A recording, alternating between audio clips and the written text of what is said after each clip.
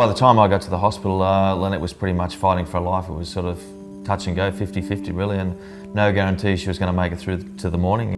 I was on a book signing tour down in Melbourne and got a message from Lynette's father to say that could you urgently call him back, and Lynette's father Phil is not one for being over the top, so I knew something was pretty serious, and then got the news that Lynette had been taken away in an ambulance, and she was sort of disorientated, words weren't coming out the right way, and they weren't sure what the issue was.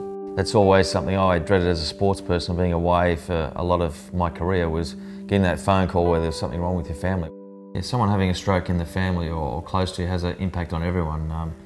Initially, it's firstly about how we're going to get through this. I had 3 young kids at the time who were, I think, 8, 6 and 4, and you had to sit them down, and they were obviously worried. I mean, kids internalised quite a bit. They didn't say much about it, but they were obviously affected by it, and I had to sit them down I remember sitting down on their beds, and the 3 of them sat there and they'd, like statues, they knew it was pretty serious, and I had to sort of explain what was going on, and hopefully we'd be all okay, and I'd try to get through that conversation with them.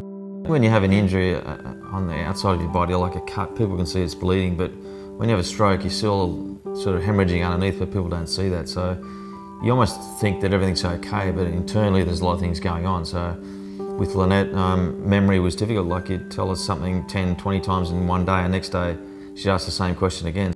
I finally realised I'm not bulletproof. I've got to go and have checkups, so yeah, being stroke aware is part of that. But it's more a lifestyle, eating properly, not drinking too much, getting decent sleep, and just generally getting out and being fit and healthy.